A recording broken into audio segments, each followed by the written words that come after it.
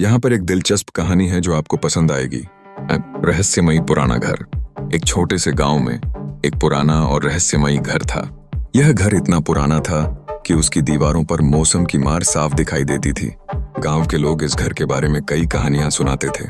कुछ लोग कहते थे कि यह घर भूतिया है, तो कुछ का मानना था कि इसमें कोई खजाना छुपा हुआ है, लेकिन कोई भी इसमें जाने की हिम्मत नहीं करता था। एक दिन एक नए लड़के ने गांव में कदम रखा। उसका नाम राजू था। राजू बहुत ही जिज्ञासु और निडर था। जब उसने घर के बारे में सुना तो उसने तुरंत फैसला किया कि वह उस घर का रहस्य जानेगा।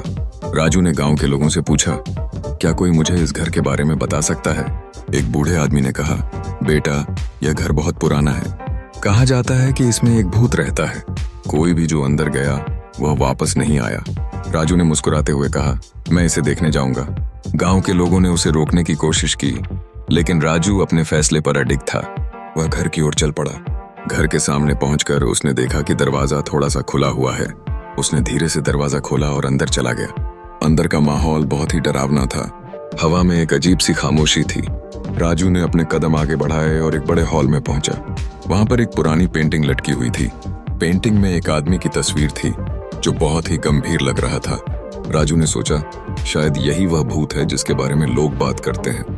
तभी अचानक एक आवाज सुनाई दी, तुम यहाँ क्यों आए हो? राजू ने चारों ओर देखा, लेकिन कोई नहीं दिखा। उसने कहा, मैं इस घर के रहस्य को जानना चाहता हूँ। आवाज ने फिर कहा, अगर तुम सच में जानना चाहते हो तो मेरे साथ आओ। राजू ने आवाज का पीछा किया और एक छोटे से कमरे में पहुंचा। वहां पर एक पुराना संदूक रखा हुआ था। आवाज ने कहा, इस संदूक को खोलो। राजू ने संदूक को खोला और उसमें से एक पुरानी डायरी निकली। उसने डायरी को पढ़ना शुरू किया। डायरी में लिखा था कि यह घर एक बहुत ही अमीर आदमी का था।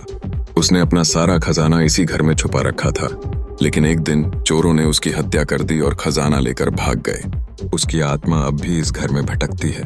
राजू ने आवाज से पूछा, क्या तुम उस आदमी की आत्मा हो? आवाज ने कहा, हाँ, मैं हूँ। मैं चाहता हूँ कि मेरा खजाना वापस मिल जाए। राजू ने कहा, मैं तुम्हारी मदद करूंगा। आवाज ने कहा, तुम्हें चोरों को ढूंढना होगा और खजाना वापस लाना होगा। राजू ने हाँ कहा और अपनी खोज शुरू की। उसने गांव के लोगों से पूछताछ की और अंत में चोरों का पता लगा लिया। चोरों ने खजाना एक गुफा में छुपा रखा था। राजू ने चोरों को पकड़वाया और खजाना वापस ले आया। जब राजू खजाना लेकर घर वापस आया तो आवाज ने कहा, धन्यवाद राजू, अब मैं शांति से जा सकता हूँ। और फिर आवाज गायब हो गई। राजू ने खजाने को गांव के लोगों के साथ बांट दिया और घर को एक संग्रहालय में बदल दिया। अब यह घर एक पर्यटन स्थल बन गया और गांव के लोगों के लिए एक आय का स्रोत बन गया। राजू की बहादुरी और उसकी मदद के लिए गांव के लोग हमेशा उसे याद रखते हैं।